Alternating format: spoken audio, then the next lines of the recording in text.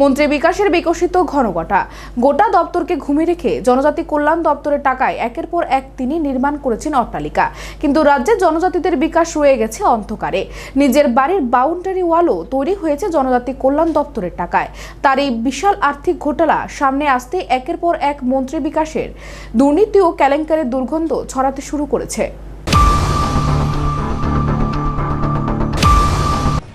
বিশাল পরিমাণ টাকা আমার রাজ্যের টাকা, আদিবাসী জনজাতিদের উন্নয়নের টাকা লুটপাট চলছে অবাধ। মানে লুটপাট, যা বেতন দিতে চায় টাকা নষ্ট হইতেছে।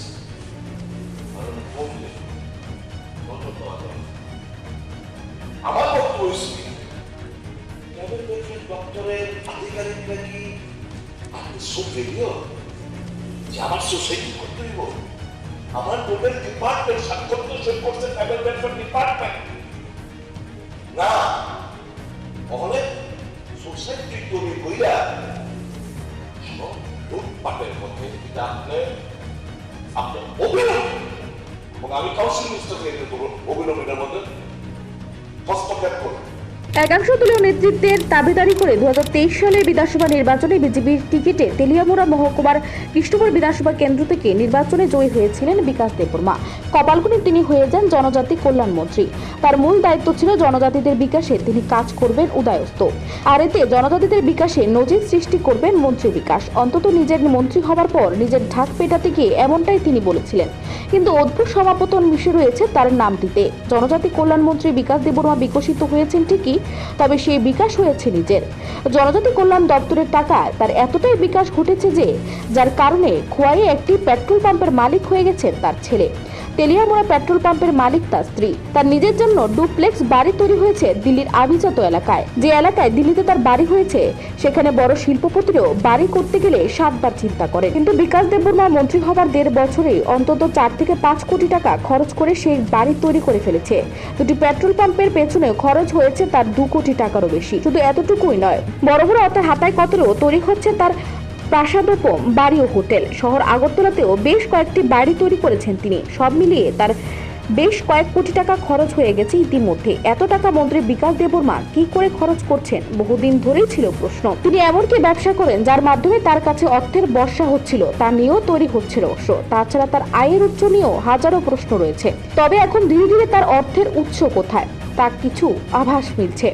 এদিকে তেলিয়ামুড়ার নিজ বিধানসভা কেন্দ্রের পৈতৃক বাড়িটি আবার তিনি সংস্কার করাচ্ছেন। নিজের অপকর্মকে ঢাকতে তিনি এবার তেলিয়ামুড়া নিজ বিধানসভা কেন্দ্রের নিজের বাড়ির বাউন্ডারি ওয়াল তৈরি করেছেন লৌহ কঠিন পরিকাঠামো। তবে বাউন্ডারি ওয়াল তৈরি হচ্ছে বিকাশ বাবুর নিজের টাকায় নয়, সে বাউন্ডারি ওয়াল তৈরি করে দিচ্ছে জনজাতি কল্যাণ দপ্তর। ভাবা যায় মন্ত্রীর সিকিউরিটি যে অ্যারেঞ্জমেন্ট করা হয়েছে তার বাড়িতে, তাও হয়েছে সরকারি খরচে। সব মিলিয়ে তার বিধানসভা এলাকায় এবং গোটা রাজ্যে জনজাতিদের কল্যাণ না হলেও জনজাতি কল্যাণ দপ্তরের মন্ত্রী বিকাশ দেববর্মার কল্যাণ হচ্ছে ঠিকই। তার জন্য সরকারি টাকা অর্থাৎ জনগণের টাকা গরিব সেনের মতো খরচ করে যাচ্ছে জনজাতি কল্যাণ দপ্তর। আর হবে নাইবা কেন, তিনি এই দপ্তরের মন্ত্রী বলে কথা। আর দপ্তরের মন্ত্রীকে খুশি রাখতে পারলে জনজাতি কল্যাণ দপ্তরের অন্যান্য 4টা উচ্চ আধিকারিকরাও যে নিজেদের কল্যাণ করবেন সে তো জানা কথাই। মন্ত্রী বিকাশ দেববর্মা যে এত বড় খেলুড়ে তা হয়তো তার আশেপাশের লোকজনরা বুঝলেও তার ভয়ে এতদিন কেউ মুখ খুলতে পারেনি। কিন্তু বিকাশের এই বিকাশ খুব বেশি দিন লুকায়িত থাকলো না। তার রহস্য বিধানসভা ফাঁস করে দিলেন বিধায়ক সুদীপ রায় বর্মন। বিধানসভায় সুদীপবাবু একটি একটি করে তার বিত্ত বৈভবের পরতগুলি খুলেছেন। তার এই পাহাড় প্রমাণ দুর্নীতিতে স্বয়ং মুখ্যমন্ত্রী ডক্টর মানিক সাহের চক্ষু ছানাবড়া হয়ে যায়।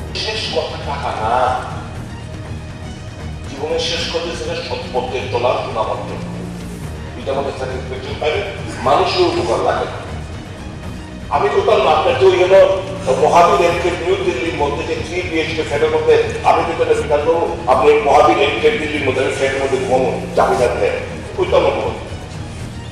আমি কোথাও না আপনার যে ওই ব্যবহারের মধ্যে হয় ভেলা যে আপনার পেট্রোল পাম্পে আপনার ছেলের নামে যে পেট্রোল পাম্পের মধ্যে পেট্রোল হয় না, আমি করবো আমি তেলিয়া মনে করতে আপনার বই নেবে পেট্রোল পাম্প, আমি কোথাও না আমার কিসের হয় দেয়, আমি কোথাও নেই না, আমি কোথাও নেই আপনার দিয়ে গেলাম।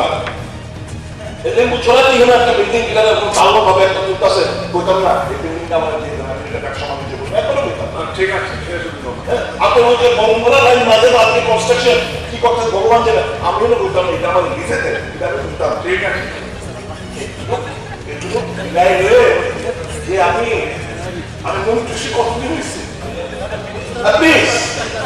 আমি মন্ত্রী কতদিন হয়েছে, আমি লোক 1.5 লক্ষ টাকা পাস, 1 টাকা পাস, আমার 5 লাখ টাকা দে, আমি কোথাও নেই বলতে।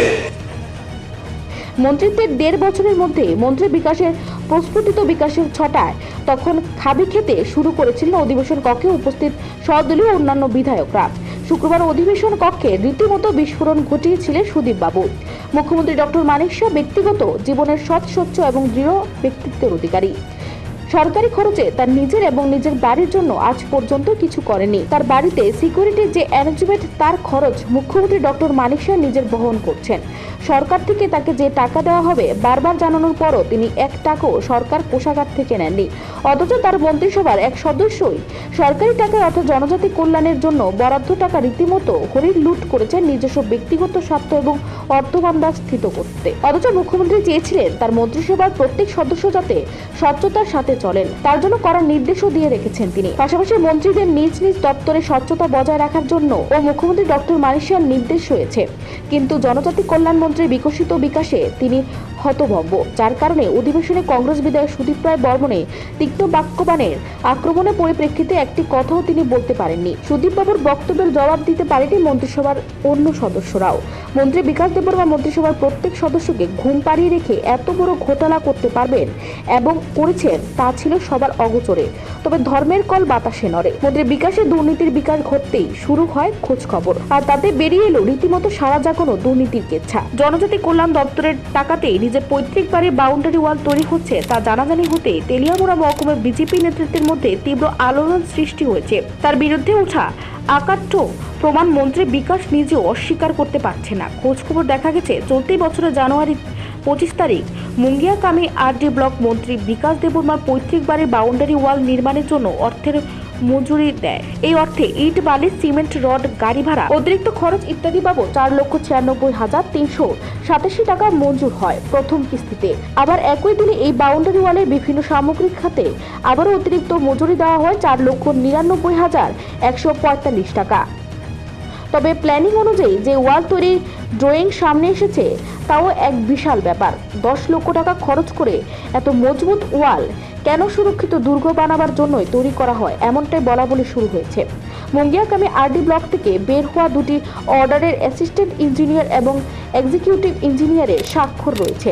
মনে করা হচ্ছে এই 2 ইঞ্জিনিয়ারও এই বিপুল টাকা মজুরির ক্ষেত্রে মোটা অঙ্কের কাঞ্চন দক্ষিণায় পকেট ভরিয়েছেন। আর তার বিনিময়ে জনজাতিদের বিকাশ না হলেও মন্ত্রী বিকাশ দেববর্মার পৈতৃক বাড়ির বাউন্ডারি ওয়াল নির্মাণ হয়েছে। শুধু এই নয়, মুঙ্গিয়াকামি আরডি ব্লক জনজাতি কল্যাণ দপ্তরের টাকায় তার সিকিউরিটি ব্যারাকও তৈরি করে দিয়েছে। তার জন্য 2 কিস্তিতে মঞ্জুর হয়েছে প্রায় 6 লক্ষ টাকা। সাধারণ লোকজনদের দাবি এই ব্যারাক তৈরিতে 1 লক্ষ টাকাও খরচ হয়নি। এক কথায় মন্ত্রী হবার পর থেকে একের পর এক ঘোটালা করে গেছেন গুণধর মন্ত্রী বিকাশ দেববর্মা। তাই মন্ত্রী বিকাশের এই দুর্নীতি প্রকাশ্যে আসতেই তার বিরুদ্ধে ইতিমধ্যেই জনজাতি অংশের মানুষজন সরব হতে শুরু করেছে। তাদের দাবি জনজাতির উন্নয়ন নয়, তাদের ধ্বংস করার জন্য মন্ত্রী বিকাশ দেববর্মা উঠে পড়ে লেগেছেন। তাই তারা আজও পিছিয়ে পড়ে রয়েছেন। এখন রাজ্যের জনগণ তাকিয়ে রয়েছেন রাজ্যের মুখ্যমন্ত্রীর দিকে, তিনি বিকশিত বিকাশের বিরুদ্ধে কি ব্যবস্থা গ্রহণ করেন। অন্যদিকে প্রাপ্ত খবর অনুযায়ী জানা যাচ্ছে তার বিরুদ্ধে শীঘ্রই এনফোর্সমেন্ট ডিরেক্টরেট অভিযোগ জানতে চলেছে একাংশ জনগণ। মানে লুটপাট যা বেতন পেতে চান টাকা নষ্ট হইতেছে। আমি বলতে নজর দেওয়া দরকার। আমার বক্তব্য হয়েছে দপ্তরের আধিকারিকরা কি আপনি সোফেরিও যে আমার সোসাইটি করতে হইব, আমার মোবাইল ডিপার্টমেন্ট স্বাক্ষর তো সই করছে ট্রাইবাল ওয়েলফেয়ার ডিপার্টমেন্ট না, তাহলে সোসাইটি তৈরি কইরা সব লুটপাটের মধ্যে এটা আপনার অবিলম্ব, এবং আমি কাউন্সিল মিনিস্টারকে অবিলম্বের মধ্যে হস্তক্ষেপ করি। আমাদের 100 টাকা দিয়ে আমাদের লোনটা, এই লোন এটা ঠিক আছে, এই লোন আমাদের দিকে করতে ছাড়ুন না কোনটা সাপ্তাহ না লোনটা ছাড়ি না না একদম ঠিকবার বললেন। টাকা World Bank, Government of India, Government of Tripura Private Welfare Fund। এখানে ১৪০০ কোটি টাকার মশলা US ডলারে। এখন আমার কিন্তু হচ্ছে ফাইন আমাদের সাথে নিবাসীদের সাথে খরচা করা হবে সুষ্ঠুভাবে আপডেটের জন্য ইনফ্রাস্ট্রাকচার বিল্ডিংয়ের জন্য কারণ government of Tripura tribal welfare দপ্তরের পরিস্থিতি স্বাক্ষরিত করার পর ওয়ান কম্পেয়ার যে এটাকে একটা সোসাইটি এটাকে একটা সোসাইটিতে রূপায়িত করা এই সোসাইটিটা PIDS সোসাইটি অ্যাক্ট 1960 অনুসারে আপনারা জানেন। এখন এই যে ১৪০০ কোটি টাকার মধ্যে CAG cannot audit cannot audit the accounts of ১৪০০ কোটি টাকা। এখানে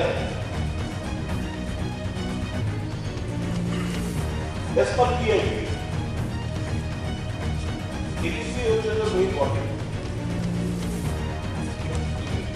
বিএনপি পার্টি আছে তো EDC has been completely sidelined করে কিছু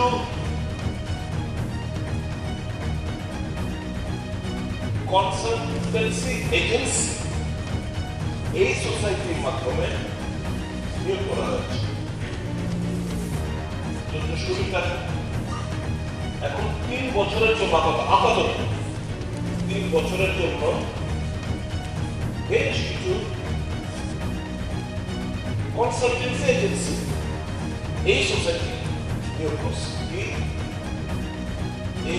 Associate South Asia Private Limited in association with Excel Green Envirocare, New Delhi. Sister Development Services in association with Seven Sister Development System, Guwahati, Assam. Inoki Township, Tomatsu, India, LLP, Kolkata. PNM Services Consulting Private Limited, Mumbai.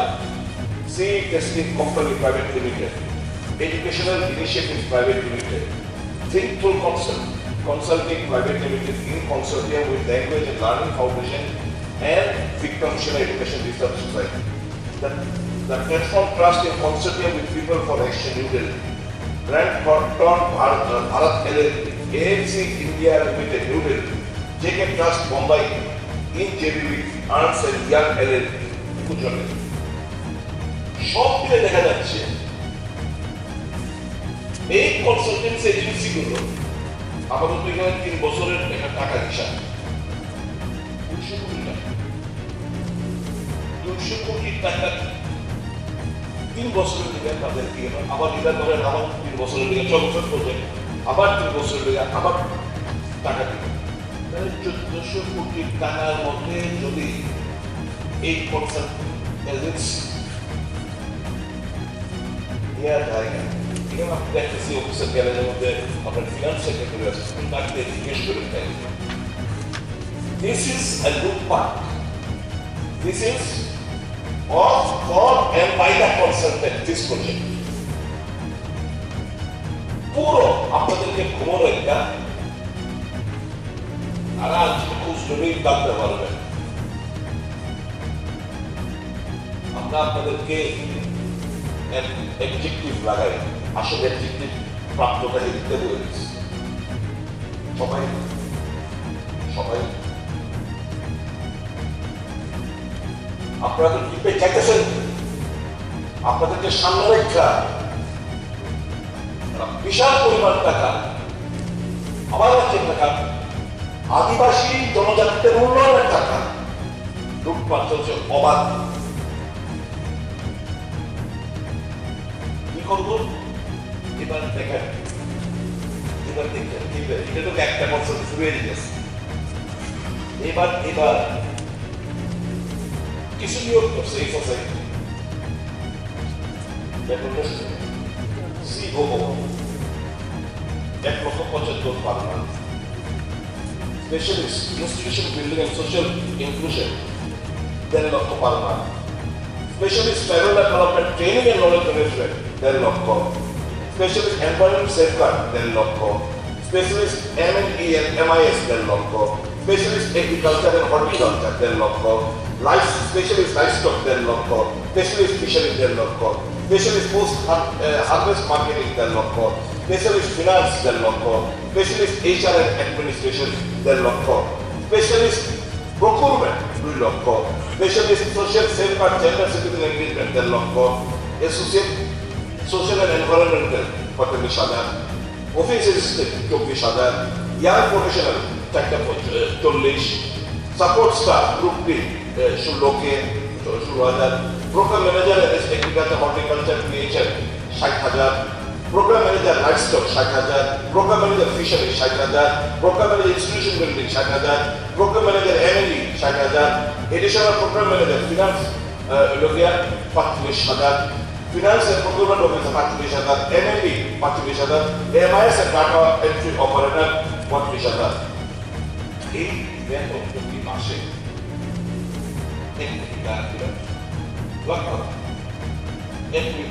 বেতন দিয়েছে এবার খবর পেয়ে 1400 কোটি টাকা জমা নিজস্ব প্রতিনিধি রিপোর্ট এশিয়ান টাইমস।